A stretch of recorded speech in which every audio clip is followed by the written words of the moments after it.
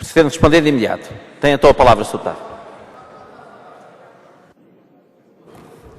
Senhor Deputado Abel Batista, eu agradeço-lhe as questões colocadas, mesmo da forma como as colocou, e dizer-lhe que é de facto notável que os agricultores portugueses continuem a resistir, apesar de todos os desincentivos dos anteriores e do atual Governo. É isso mesmo. Ó Sr. Deputado, eu gostaria de começar por lhe clarificar uma questão, para que fique dúvidas na sua cabeça, relativamente ao problema do olival. O Sr. Deputado não ouviu bem aquilo que eu disse. Não ouviu. Mesmo se o olival intensivo está a destruir, no atual momento, grande parte do nosso olival tradicional, por concorrência desleal, em Trás-os-Montes, na beira interior e no próprio Alentejo, com graves consequências, inclusive para milhares de pequenos agricultores. O senhor sabe que numa grande parte destas regiões, por exemplo, este ano, os agricultores estão a permitir que lhe vão apanhar a azeitona só pelo facto de lhe limparem as azeitonas, porque não paga o preço do azeite a partir do olival tradicional, não paga sequer a colheita da azeitona. Sabe disso? Não sabe, Sr. Deputado? São milhares de olivicultores a quem isso está a acontecer. Sr. Deputado Abel Batista, a produção do azeite é muito importante. A produção do azeite de determinadas áreas de olival intensivo não é pouco importante. Mas não podemos substituir a produção de cereais, por exemplo, que precisamos, continuamos a precisar, de que temos um enorme déficit, importamos mais de 80% dos cereais que necessitamos por olival intensivo, Sr. Deputado. Sr. Deputado, sobre a sanidade animal, é extraordinário as afirmações do Sr. Deputado.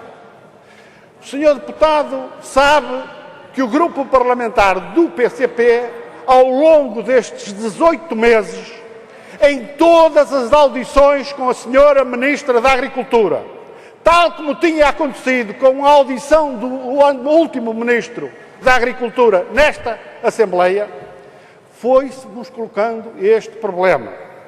E o que está a pôr em causa, em risco, possivelmente em risco, estamos sujeitos a este enorme risco, a produção nacional de produtos pecuários, não são as declarações, nem são as denúncias do PCP ou das organizações de produtores, Sr. Deputado.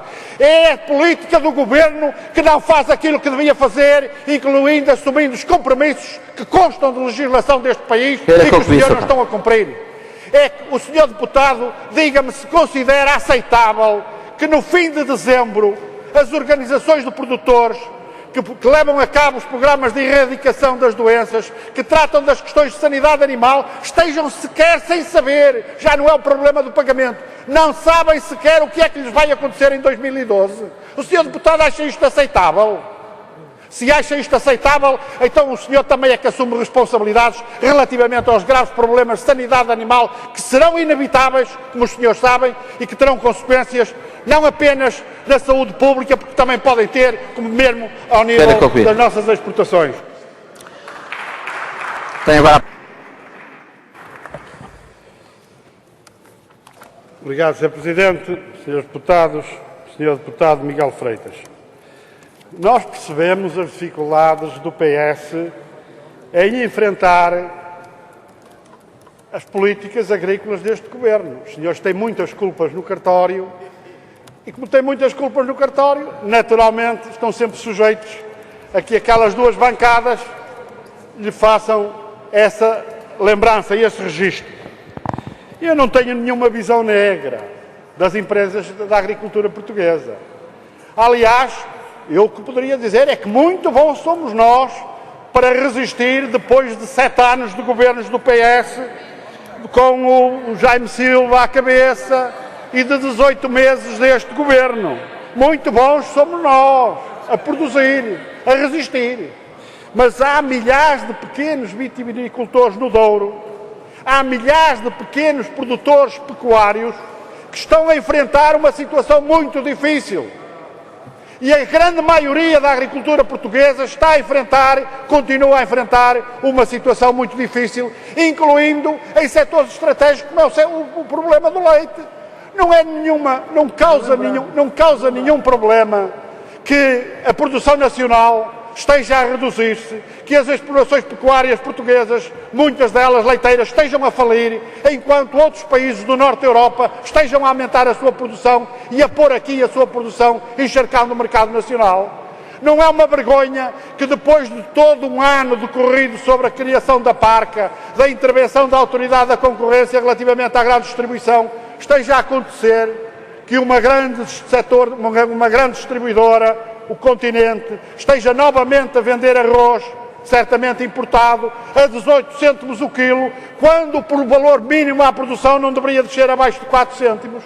Então qual é o resultado destas políticas? Qual é o resultado, senão o afundamento da produção nacional, inevitavelmente com as consequências que são conhecidas?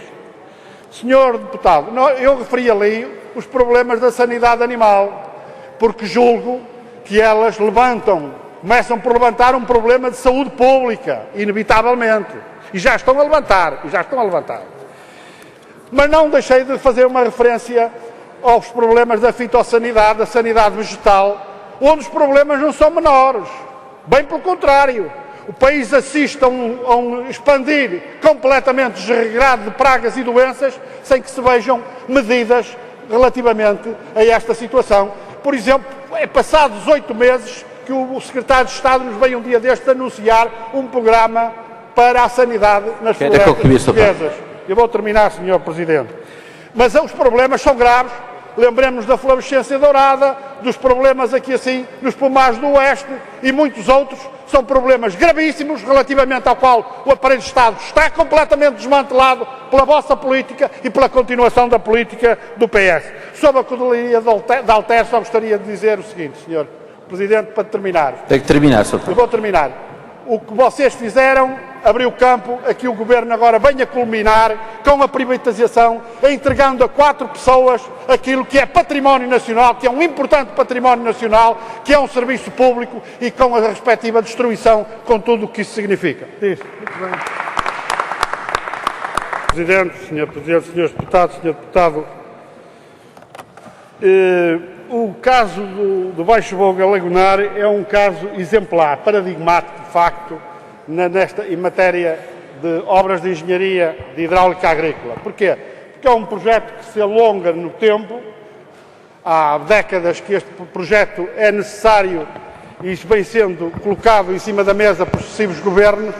Teve já dotações em orçamento de Estado e teve, calcula-se, na primeira sessão legislativa, um projeto de resolução, apresentado pelo grupo parlamentar do PSD, nós também apresentámos no sentido de que este projeto se concluísse, avançasse.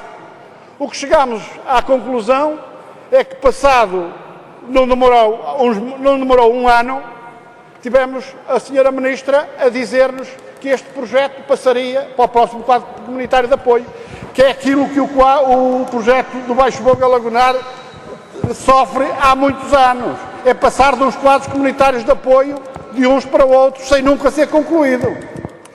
Mas foi esse projeto aqui debatido, foi esse projeto aqui discutido e a solução, a situação é a mesma. O Governo andou muito entretido com a chamada Bolsa de Terras. Entretanto, tem a oportunidade de ter ali uns milhares de hectares suscetíveis de bom aproveitamento agrícola, de produzir forragem, de aumentar a nossa produção de carne e continua sem a concretização de todas estas potencialidades, porque efetivamente o projeto do Baixo Voga Lagonar não avança e, pelo contrário, quando não avança, é as águas do mar que estão a avançar, criando problemas crescentes de salinização, de utilização daquelas terras. É mais um crime, mas que eu poderia juntar a todos os projetos de regadio agrícola, que apesar de constarem de uma listagem de modernização e reabilitação de aproveitamentos hidroagrícolas, que apesar de constarem de uma lista da Autoridade Nacional do Regadio, entidade do Ministério da Agricultura, com a prioridade máxima, como é o caso do regadio de Cabanelas, como é o caso do regadio de Alfândega da Fé, como é o caso do Lis ou da Mexia, e que este Governo, apesar de estarem aprovados no PRODER, apesar até de terem datas previstas já ultrapassadas para se iniciar, foram todos adiados, porque a Sra. Ministra resolveu cortar 150 milhões de euros no PRODER de apoio ao regadio. Tem a palavra o Sr. Deputado Agostinho Lopes. Senhor Deputado Nuno Serra, eu agradeço-lhe particularmente a pergunta que fez relativamente ao rendimento agrícola por ativo agrícola. Mas começava por lhe dizer que relativamente mesmo aos fundos comunitários, ao PRODER, que tudo indicaria que essas duas bancadas, depois de tudo o que aconteceu, não iriam deixar esquecer todo esse passado negro que referiu em matéria de aplicação do PRODER, mas não é isso a que se assiste, Sr. Deputado. O país vai chegar ao fim do ano com uma poupança de 50 milhões de euros de contrapartida nacional no orçamento, porque o Governo decidiu impor um ritmo lento à aplicação do PRODER, por causa das contas públicas. Mas o que é certo é que o PRODER, quando podia estar a servir de injeção de dinheiro, de liquidez na economia, e concretamente na economia agrícola, não está a fazer aquilo que devia fazer. Para lá dos cortes que já referi, nas florestas, mais de 150 milhões, nos regadios e muitas outras verbas. Mas eu iria referir-me ao problema do rendimento agrícola, porque é espantoso. Eu referi ali, eu fiz uma referência a isso, sabe, Sr. Deputado. E disse que os deputados do PSD, foi delicado, ficaram encandeados pelos dados estatísticos. Porque esse índice estatístico é uma ilusão estatística. É um índice. Eu vou explicar. Permita-me que explique. Não significa nenhum aumento de produção agrícola. O valor acrescentado bruto até recua. Agora, como é um índice que é constituído por um numerador e um denominador, o numerador ficou praticamente na mesma e o número de ativos agrícolas desceu. Daí a subida de rendimento agrícola. Para lá de outra fraude. Ouça. Para lá de outra ilusão vossa. É que vocês esquecem-se que esse rendimento é obtido a partir da produção, do valor da produção, com as ajudas agrícolas. E em 2012, vocês juntaram ajudas agrícolas de 2011, 20% da RPU. Coisa notável. Como é que uma coisa que vocês deviam ter realizado para fazer bem, pago em 2011, pagam em 2012, isso transforma-se num sucesso agrícola notável deste Governo e do Ministério da Agricultura. Sr. Deputado, não leiam o Eurostat, não precisam de ler o Eurostat. Eu posso-lhes fornecer o boletim do INE que explica estas coisas com algum pormenor e desenvolvimento para evitar-lhes ilusões estatísticas e encandeamentos estatísticos que levam a erros políticos. Quero concluir, Sr. Deputado.